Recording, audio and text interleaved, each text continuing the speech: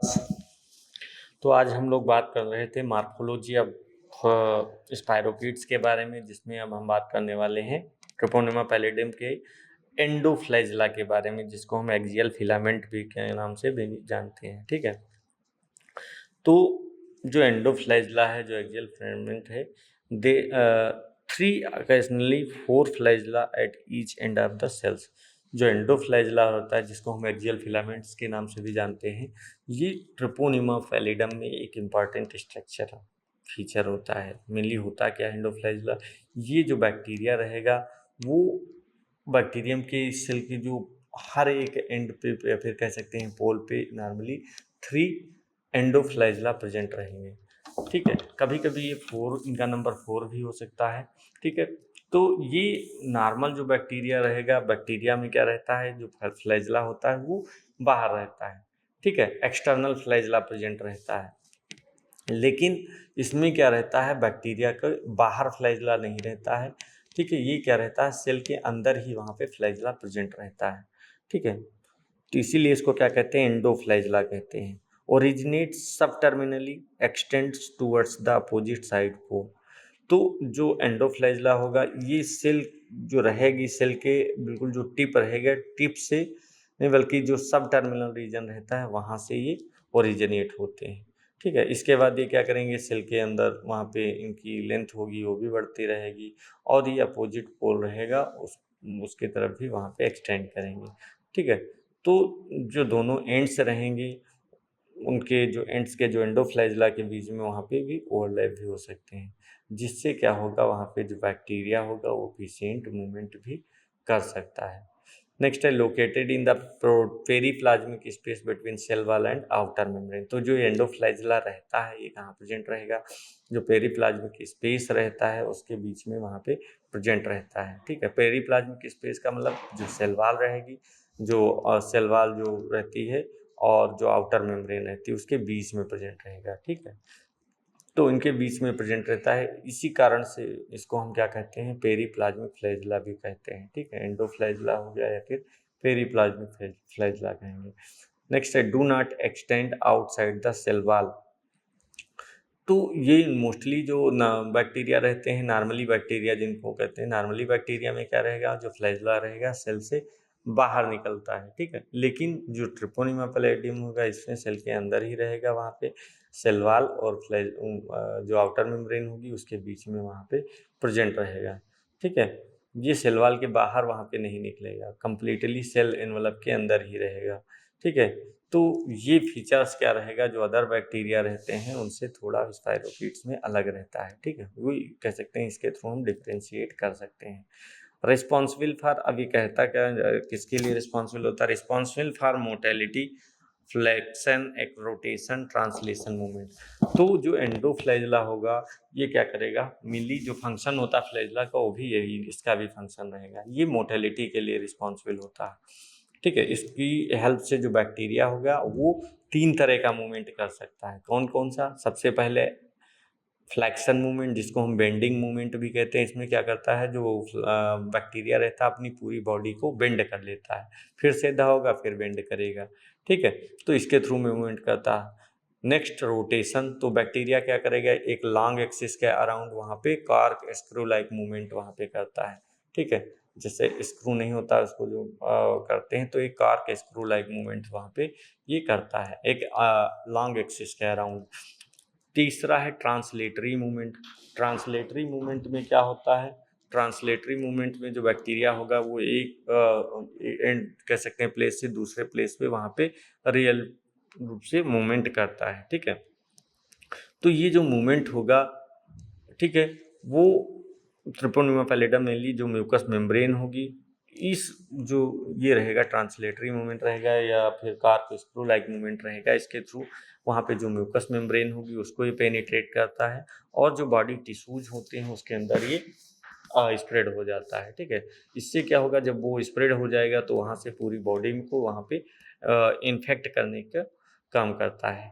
ठीक है, नेक्स्ट अब हम बात करते हैं इसके कल्चर के बारे में। तो Treponema pallidum does not grow in any artificial culture media, this is because of its complex nutritional requirement and dependence on the host factors. तो जो ट्रिपोनेमा पैलिडम है, इसको हम लेबोरेटरी में किसी भी आर्टिफिशियल कल्चर मीडिया में ग्रो नहीं करा सकते हैं, चाहे वो तुम न्यूट्रिएंट अगार हो या फिर ब्लड अगार हो या फिर मैकानकी अगार हो गए, जितने भी कल्चर मीडिया होंगे लेबोरेटरी में, उनमें हम इसको ग्रो नहीं करा सकते। मतलब इसको हम जो अदर बैक्टीरिया जैसे रहते हैं, नॉर्मल बैक्टीरिया, उनको कल्चर मेथड के थ्रू हम क्या करते हैं, आइसोलेट कर लेते हैं। लेकिन इसको हम कल्चर मेथड के थ्रू हम आइसोलेट नहीं कर सकते हैं। मेनली इसी कारण से इसको हम डायग्नोज कल्चर वेस्ट नहीं करते हैं, क्योंकि कल्चर वेस्ट में क्या होता है, वहाँ पे कल्चर मीडिया में पहले ग्रो कराएंगे, फिर वहाँ पे उसको आइसोलेट करेंगे। लेकिन इसमें इसके साथ ऐसा नहीं होता है।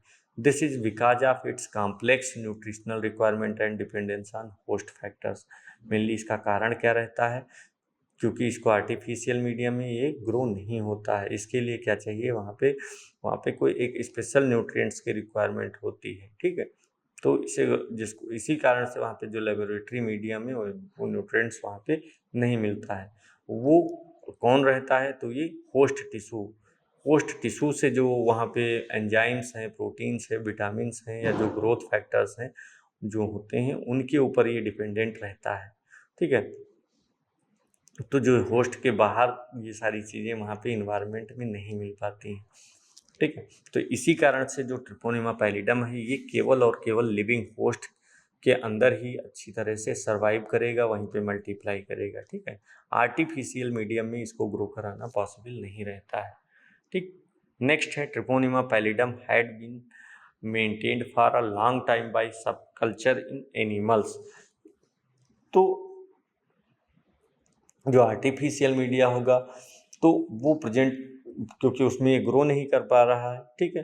तो इसीलिए जो एनिमल्स होते हैं, उनको उनके अंदर इसको क्या कर सकते हैं, मेंटेन किया जाता है, ठीक है। पहले जो ट्रिपोनेमा पैलिडम होगा उसको एनिमल्स में मेंटेन करेंगे, ठीक है। इसी को क्या कहते हैं, वहाँ पे सब कल्चर इन एनिमल कहते हैं, ठीक है। तो इसमें क्या होगा, अगर कोई इन्फेक्टेड एनिमल्स है, ठीक है, वहाँ पे बैक्टीरिया को लेकर के किसी दूसरे कोई हेल्दी एनिमल्स होगा उसके अंदर ट्रांसफ़र कर सकते हैं, ठीक है। और जिसके कारण जो बैक्टीरिया होगा कंटिन्यूसली वहाँ पे सर्वाइव करता रहेगा, ठीक है। और उसको अगर आर्टिफिशियल मीडियम में वो सर्वाइव नहीं करेगा। तो इसके लिए अलग अलग टेस्ट किए गए। सबसे पहले जो लिया गया था rabbit test is some most suitable host for propagation. तो जब इसको रिसर्च किया गया लेबोरेटरीज में, तो वहाँ पे जो रैबिट के टेस्टिस से, ठीक है, उसके अंदर वहाँ पे ट्रिपोनेमा पैलिडम को ग्रो कराया गया, ठीक है। इसीलिए इसको क्या करते हैं, सबसे ज़्यादा सुटेबल मीडियम मानते हैं, ठीक है। क्योंकि वहाँ पे जो रैबिट के टेस्टिस होते हैं, वहाँ पे टेम्परेचर भी वहाँ पे रहेगा, नॉर्मल रहेगा, ठीक है, जितनी रिक्वायरमेंट होगी उसी के अनुसार। और वहाँ पे ब्लड की सप्लाई भी अच्छी रहती है, ठीक है। तो इसी कारण से जब ब्लड की सप्लाई रहेगी, तो वहाँ पे जितने भी रिक्वायरमेंट न्यूट्रिएंट्स रहेंगे, रिक्वायरमेंट जिनकी होगी वो भी वहाँ पे प्रेजेंट रहेंगे, और वहाँ पे बैक्टीरिया जो होगा वो अच्छे से मल्टीप्लाई कर सकेगा, ठीक है। इसके बाद निकोल्स स्ट्रेन लिया गया। निकोल्स स्ट्रेन क्या रहता है, pathogenic strain of Treponema pallidum. तो जो निकोल्स स्ट्रेन रहता है ट्रिपोनेमा पैलिडम का, कह सकते हैं सबसे एक widely used pathogenic laboratory strain होता है, ठीक है। ये सबसे ज़्यादा फेमस भी स्ट्रेन माना जाता है। तो ये रिसर्च हो गया, और जो डायग्नोस्टिक वर्क के लिए एक स्टैंडर्ड रेफरेंस स्ट्रेन माना जाता है, ठीक। First isolated in 1913 from the brain of patient with general paralysis of insane late neurosyphilis. तो मेनली जो निकोल्स स्ट्रेन था, इसको सबसे पहले 1913 में कह सकते हैं आइसोलेट किया गया था, ठीक है। तो इसको आइसोलेट कहाँ से किया गया था, एक पेशेंट था जिसको पेशेंट के कह सकते हैं जो ब्रेन टिश्यूज थे, वहाँ से इसको आइसोलेट किया गया था, ठीक है। और जो पेशेंट था उसको क्या था, जनरल पैरालिसिस ऑफ एनहेंस था, ठीक है। जीपीआई की कंडीशन उसके अंदर थी पेशेंट में, ठीक है। तो ये जीपीआई होता क्या है, ये एक लेट न्यूरोसिफिलिस की कंडीशन होती है, ठीक है, जिसमें क्या होगा, इन्फेक्शन जो होता है वो ब्रेन और हमारे जो नर्वस सिस्टम होता है उसको इफेक्ट करता है। नेक्स्ट है, maintained for several decades by several serial passage in rabbit testis. तो जो निकोल्स स्ट्रेन था उसको कई कह सकते हैं ईयर्स तक, कई डिकेड तक उसको एक सीरियल पैसेज में वहाँ पे लिविंग फार्म में रखा गया था। ठीक है, सीरियल पैसेज का मतलब होता है जो रैबिट के टेस्टिस रहेंगे वहाँ पे बैक्टीरिया को ग्रो कराया, फिर उसको वहाँ से किसी बैक्टीरिया को ले जा करके किसी दूसरे रैबिट के टेस्टिस में वहाँ पे ट्रांसफ़र करना। तो बार बार ये प्रोसेस जो लोग करते हैं इसी को क्या कहते हैं, वहाँ पे सीरियल पैसेज कहते हैं। ठीक है, तो इससे क्या था, जो वो स्ट्रेन था वो कई ईयर्स तक, कई डिकेड तक वो क्या रहता था, वहाँ पे जीवित रहता था। ठीक है, वो वहाँ पे जो स्ट्रेन था उसको वहाँ पे लिविंग फार्म में रखा जा सकता था। Most commonly employees for the diagnostic testis and research purpose. जो निकोल्स स्ट्रेन था उसका मेनली जो उसको लिविंग फार्म में रखने का कारण क्या था, तो डायग्नोस्टिक टेस्टिस के लिए। ठीक है, टेस्ट जो डायग्नोस्टिक किए जाते हैं उनके लिए उसको, तो सिफिलिस को वहाँ पे जो लेबोरेटरी टेस्ट में वहाँ पे डेवलप करने में हेल्प करने के लिए या फिर रिसर्च करने के लिए कि उसकी जो डिजीज मैकेनिज्म होती, कैसे डिजीज काज करता है, उसको वहाँ पे समझने के लिए, वैक्सीन और ड्रग रिसर्च में यूज करने के लिए, कैसे वैक्सीन प्रिपरेशन करना है, वहाँ पे ड्रग्स कैसे वहाँ पे फार्मेशन करना है, इम्यूनोलॉजिकल स्टडीज में, तो ये सारी चीज़ें करने के लिए कह सकते हैं, रिसर्च करने में वहाँ पे या फिर कह सकते हैं जो माइक्रोबायोलॉजी लेबोरेटरी है वहाँ पे एक स्टैंडर्ड स्ट्रेन के रूप में उसको हम क्या कहते थे, यूज किया जाता था। नेक्स्ट है obligate human pathogens no animal reservoir for syphilis. तो जो पैथोजन ट्रिपोनिमा पैलिडम है ये कैसा है, एक ऑब्लिगेट ह्यूमन पैथोजेंस है। ऑब्लिगेट ह्यूमन पैथोजेंस का मतलब क्या होता है कि इसका जो नेचुरल होस्ट होगा वो केवल और केवल कौन रहेगा, ह्यूमन ही रहेगा। ठीक है, तो नॉर्मल कंडीशन में भी एनिमल्स में नेचुरली डिजीज नहीं काज करता है।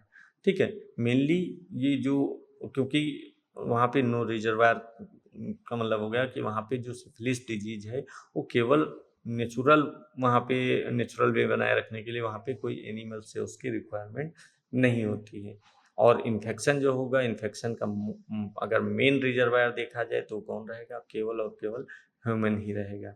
ठीक है, और रैबिट की बात करें तो रैबिट का यूज केवल किसके लिए किया जाता था, लेबोरेटरी प्रोपेगेशन के लिए वहाँ पे करते थे। ठीक है, वो भी नेचुरल रिजर्वायर नहीं था। ठीक है, नेचुरल रिजर्वायर की बात करेंगे तो केवल और केवल ह्यूमन बीइंग ही वहाँ पे माना जाता है। ठीक है, अब नेक्स्ट इसकी बात करते हैं एंटीजेनिक स्ट्रक्चर के बारे में। एंटीजेनिक स्ट्रक्चर्स क्या होते हैं, एंटीजन मतलब जो वहाँ पे डिजीज काज करने के लिए वहाँ पे रिस्पॉन्सिबल होते हैं। तो Treponema pallidum is antigenic complex infection induces at least 3 types of antibodies.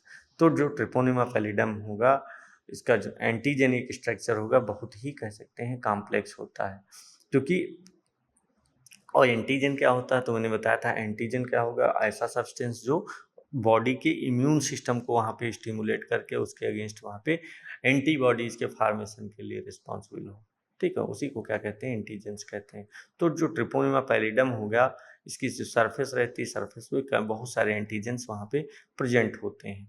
ठीक है, इसीलिए जो बॉडी रहेगी, बॉडी के इसके अगेंस्ट वहाँ पे अलग अलग एंटीबॉडीज का फॉर्मेशन करना पड़ता है। ठीक है, infection induces at least 3 types of antibodies. तो जो इन्फेक्शन होता है वहाँ पे वो हमारे इम्यून सिस्टम को कम से कम 3 टाइप के वहाँ पे एंटीबॉडीज को फॉर्मेशन करना पड़ता है। ठीक है, ये एंटीबॉडीज डायग्नोसिस और इन्फेक्शन से वहाँ पे कह सकते हैं उसके अगेंस्ट वहाँ पे वर्क कर सकती हैं।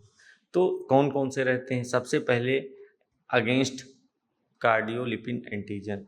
तो जो बॉडी रहेगी कार्डियोलिपिन एंटीजन के अगेंस्ट वहाँ पे एंटीबॉडी का फॉर्मेशन करती है। कार्डियोलिपिन क्या, कार्डियोलिपिन एक बैक्टीरियल एंटीजन नहीं है, लेकिन ये क्या करता है, जो इन्फेक्टेड टिश्यू होते हैं उनको डैमेज होने पे वहाँ पे एक लिपिड एंटीजन होता है वो निकलता है। ठीक है, तो इसी के अगेंस्ट वहाँ पे बनने वाली एंटीबॉडीज़ को डिटेक्ट करने के लिए हम क्या करते हैं, वहाँ पे अलग अलग टेस्ट करवाते हैं, जैसे VDRL करवा सकते हैं या फिर आप RPF टेस्ट का यूज कर सकते हैं, उससे हम इसको आइडेंटिफाई कर सकते हैं। सेकेंड है अगेंस्ट ग्रुप स्पेसिफिक एंटीजन। तो ग्रुप स्पेसिफिक एंटीजेंस ये ऐसे कह सकते हैं एंटीजेंस होते हैं जो ट्रिपोनिमा ग्रुप के कई स्पीसीज में वहाँ पे कॉमन होंगी।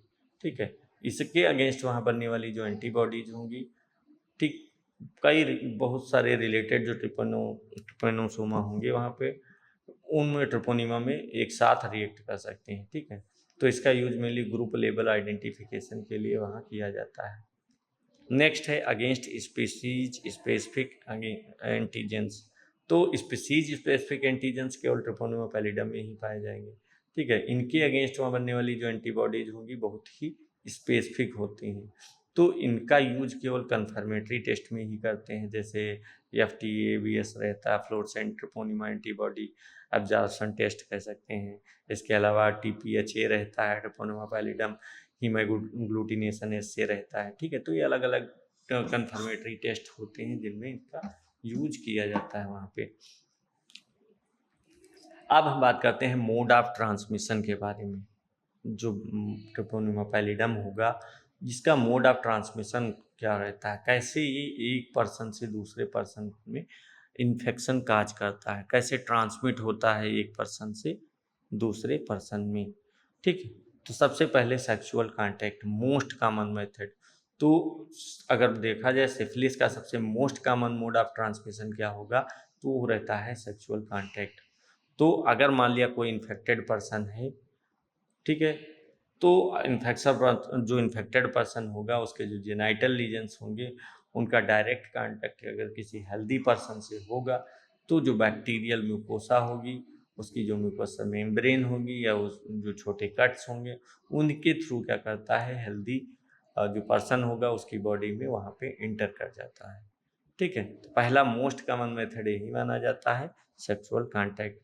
सेकेंड है ट्रांसप्लासेंटल कंजेनाइटल सिफिलिस।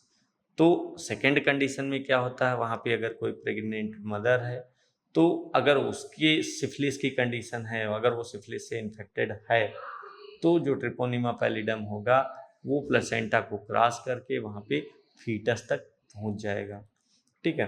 तो जब वो फीटस तक पहुँच जाएगा तो फीटस के अंदर जो डिजीज काज होगी उसी को क्या कहते हैं, कंजेनाइटल सिफिलिस कहते हैं, ठीक है। इससे क्या होगा, जो न्यूबॉर्न होगा न्यूबॉर्न बॉडी में वहाँ पे बर्थ डिफेक्ट हो सकते हैं, उसके ब्लाइंडनेस की कंडीशन डेवलप हो सकती है या डिफनेस की कंडीशन हो सकता है, बहरापन हो सकता है, या फिर वहाँ पे उसकी बोन्स में कोई अबनॉर्मेलिटी हो सकती है, ठीक है। तो उसको हम क्या कहेंगे, कंजेनाइटल सिफिलिस कहेंगे या फिर ट्रांसप्लासेंटल सिफिलिस कह सकते हैं, ठीक है। नेक्स्ट रहती है वहाँ पे blood transfusion rare due to screening. तो पहले क्या होगा, जो इन्फेक्टेड ब्लड होगा उसके ट्रांसफ्यूजन से वहाँ पे सिफिलिस फैल सकती थी, लेकिन आजकल क्या होता है, सबसे पहले ब्लड डोनेशन ब्लड वहाँ पे ट्रांसफ्यूजन करने से पहले क्या करते हैं, ब्लड की स्क्रीनिंग की जाती है। अगर वहाँ पे कोई डिजीज तो काज नहीं हुई है, ठीक है, अगर वो डिजीज होती है तो हम उसको नहीं चढ़ाते हैं। इसके अलावा जो डोनेट करता है ब्लड, जो डोनर रहता है, डोनर की प्रॉपरली टेस्टिंग की जाती है कि अगर उसके अंदर कोई वहाँ पे एबनॉर्मलिटी या कोई डिजीज तो नहीं है, ठीक है। तो इस कारण से जो ब्लड स्क्रीनिंग करके और या फिर जो डोनर टेस्टिंग करते हैं, इसी कारण से वहाँ पे इनिशियल स्टेज में ही पता चल जाता है कि उसके अंदर कोई डिजीज तो नहीं है, ठीक है। तो जो वहाँ पे ट्रांसमिशन होगा, इसीलिए जो ब्लड ट्रांसफ्यूजन के थ्रू ट्रांसमिशन होता है बहुत ही रेयर चांसेज रहते हैं, ठीक है। अगर वहाँ पे प्रॉपरली स्क्रीनिंग नहीं की गई है तो उस कंडीशन में क्या हो सकता है, वहाँ पे सिफिलिस काज हो सकता है, बाकी वहाँ सिफिलिस काज होने के चांसेज वहाँ पे बहुत ही रेयर होते हैं।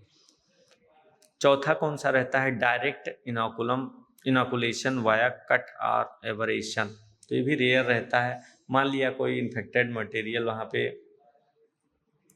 रहता है, वो किसी पर्सन के अगर कोई पर्सन है उसके स्किन के कट या फिर वुंड या एब्रेशन के कांटेक्ट में आ जाएगा तो क्या होगा, वहाँ पे जो बैक्टीरिया होगा वो बॉडी में इंटर कर जाएगा, ठीक है। तो ये भी बहुत ही रेयर चांसेस रहते हैं।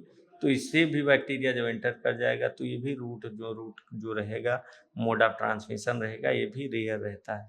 कारण क्या रहता है, क्योंकि जो कट से एब्रेशन होता है, जो इन्फेक्टेड मटेरियल होगा उससे वहाँ पे फैलने के चांसेस ही बहुत ही रेयर रहते हैं, ठीक है।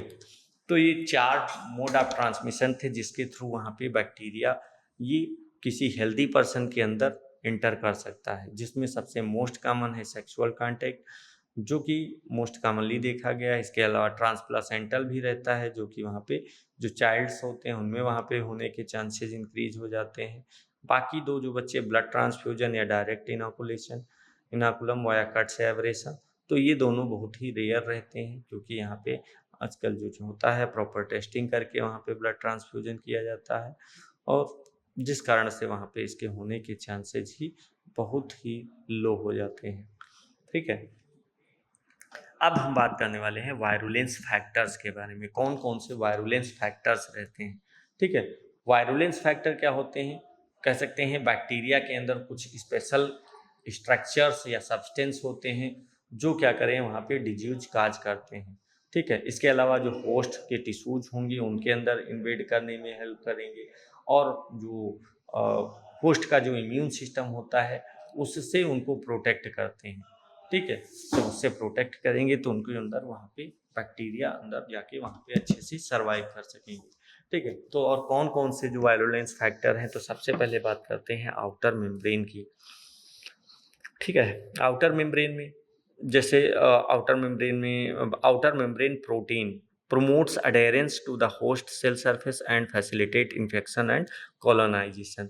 तो जो ट्रिपोनिमा पैलिडम है इसकी जो आउटर मेम्ब्रेन होती है उसमें क्या रहता है, वहाँ पे आउटर मेम्ब्रेन प्रोटीन प्रेजेंट होती है।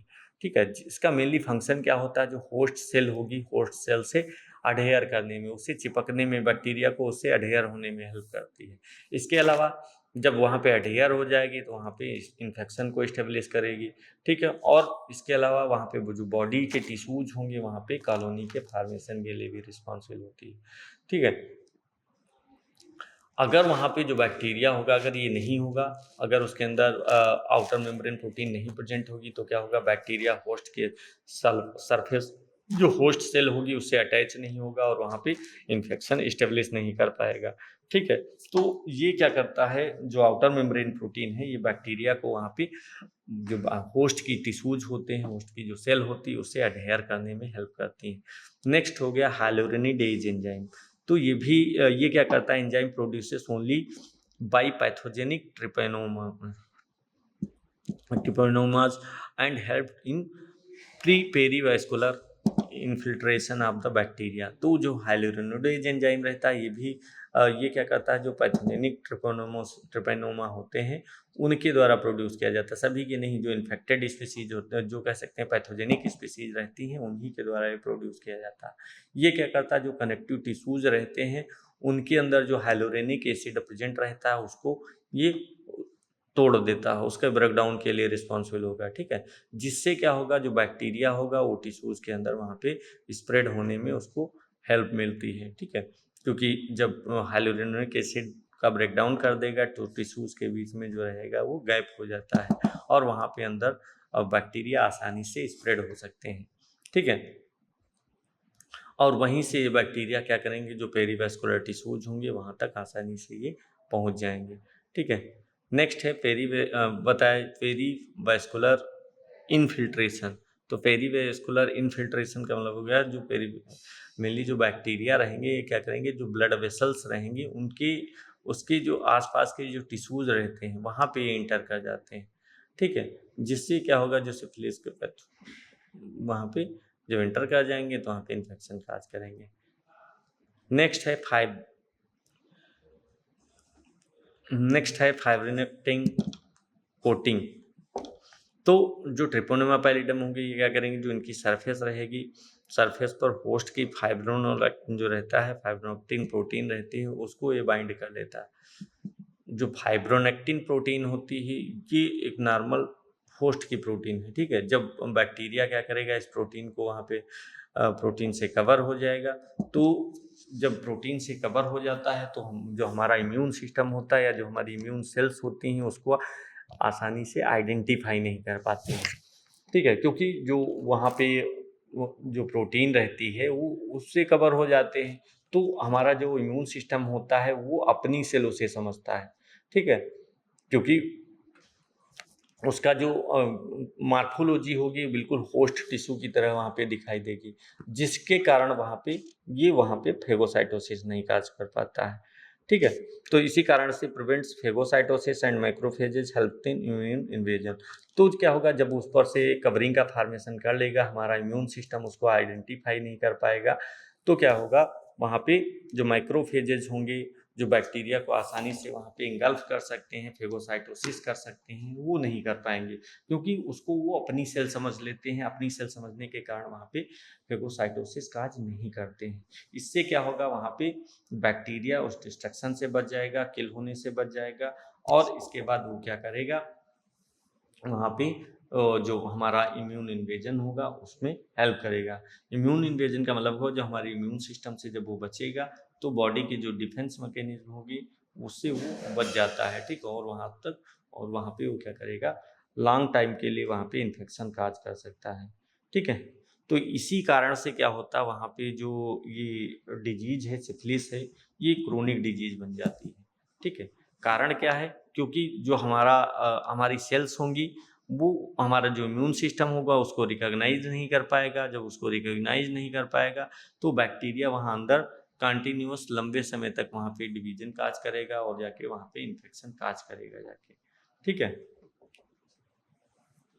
तो यही जितने भी मैंने एंटीजेनिक स्ट्रक्चर बताए, ये क्या करते हैं, वहाँ पे बहुत सारे वहाँ पे सॉरी जो वायरुलेंस फैक्टर बताई, वायरुलेंस फैक्टर क्या करते हैं, वहाँ पे बैक्टीरिया को प्रोटेक्शन का काम करते हैं, बैक्टीरिया को प्रोटेक्ट करते हैं, उसको अडहेयर करने के लिए रिस्पॉन्सिबल होते हैं। जो वहाँ पे जैसे आउटर मेम्ब्रेन बताई, ये क्या करेगा, बैक्टीरिया पहले जाएगा वहाँ पे, उस सेल से अडहेयर हो जाएगा। जब वहाँ से अडहेयर हो जाएगा तो वहाँ पे इन्फेक्शन काज करेगा, अपनी कॉलोनी का फॉर्मेशन करेगा। उसके बाद जो हाइलोरेनिडेज एंजाइम रहता है, ये क्या करेगा, वहाँ पे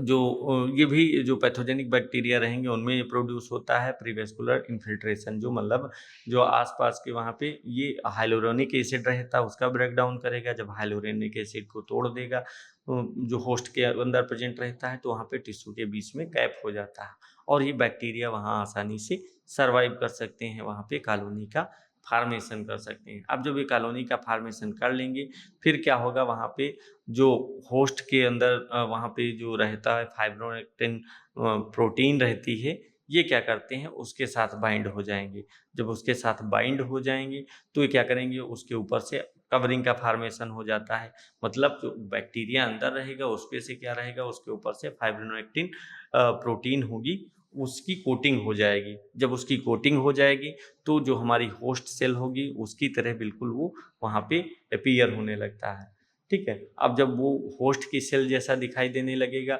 तो जो हमारा इम्यून सिस्टम होगा वो उसको अपनी सेल समझ के उसको वहाँ पे डिस्ट्रॉय नहीं करता है। तो जो हमारी मतलब ब्लड में जो माइक्रोफेजेस प्रेजेंट रहते हैं, जो कि वहाँ पे फेगोसाइटोसिस काज करते हैं, वो वहाँ पे काज नहीं करेंगे, वो उसको किल नहीं करेंगे, और वो बैक्टीरिया अंदर वहाँ पे हमारे सेल्स के अंदर ही वहाँ पे मल्टीप्लाई करेगा, डिवीजन काज करेगा, और वहाँ पे इन्फेक्शन काज करेगा, ठीक है। तो ये वायरुलेंस फैक्टर थे। अब नेक्स्ट क्लास में हम लोग बात करेंगे कौन कौन सी क्लिनिकल स्टेजेस रहते हैं, ठीक है, उसके बारे में बात करेंगे। आज इतना ही रखते हैं, बाकी नेक्स्ट क्लास में पढ़ेंगे, ठीक है। और हाँ, एक हम कह सकते हैं, बता सकते हैं आपको, अगर आप लोग BAMS BHMS या BMS BNMS कुछ भी किया है, तो आप लीगल में अगर प्राइमरी स्टेज पे वहाँ पे एलोपैथिक प्रैक्टिस करना चाहते हैं, तो एक हम लीगल गवर्नमेंट कोर्स के बारे में बताना चाह रहा हूँ, जिसका नाम है CCH, ठीक है, जो कि 1 साल का कोर्स रहता है। और इसकी कंप्लीट फीस की बात की जाए तो 25,000 है। तो अगर आप लोग इसको करना चाह रहे हैं, अगर इसको करने की इच्छुक हैं, तो कर सकते हैं, ठीक है। और वहाँ पे इसके बारे में जानकारी लेना चाह रहे हैं तो जो नीचे नंबर दिए गए हैं इस पर आप कॉल कर सकते हैं, और इसके बारे में वहाँ पे कंप्लीट डिटेल्स जान सकते हैं, ठीक है। तो अगर इस कोर्स के बारे में आप इच्छुक हैं तो नीचे दिए गए जो नंबर हैं इन पे कॉल करके वहाँ पे आप लोग वहाँ पे डिटेल पूछ सकते हैं, ठीक है। तो चलिए आज इतनी ही रखते हैं। नेक्स्ट क्लास में हम लोग पढ़ेंगे क्लिनिकल स्टेजेस के बारे में, ठीक है। वल्नरेबल सिफिलिस क्या होती है, कौन सी प्राइमरी सिफिलिस, सेकेंडरी सिफिलिस क्या होती है, टर्सरी सिफिलिस क्या होती है, ठीक है। नॉन वल्नरेबल सिफिलिस क्या होती है, जिसमें अलग अलग स्टेजेस रहते हैं, कंजेनाइटल सिफिलिस हो गई, ऑक्यूपेशनल सिफिलिस हो गई, ठीक है। इसके बारे में पढ़ेंगे कौन कौन से लेबोरेटरी डायग्नोस्टिक टेस्ट रहते हैं, जिनके थ्रू हम क्या कर सकते हैं, वहाँ पे इसको हम आइडेंटिफाई कर सकते हैं टेस्ट करा करके। इसके अलावा एक बात, जो ट्रिपोनिमा पैलिडम है ये कैसा है, इंट्रासेलुलर ऑब्लिगेट है, ठीक है। मतलब ये क्या करेगा, केवल जो ह्यूमन बीइंग्स होंगे उन्हीं के अंदर ये वहाँ पे ग्रो करेगा, या फिर मान लिया इसको ग्रो कराना है तो किसी लिविंग सेल्स की ही रिक्वायरमेंट पड़ेगी, ठीक है। इसको आर्टिफिशियली लेबोरेटरी में हम ग्रो नहीं करा सकते हैं, ठीक है, लेबोरेटरी में, क्योंकि वहाँ पे लिविंग सेल्स नहीं होती हैं। ओके, तो आज इतना ही, बाकी नेक्स्ट क्लास में। Thank you class.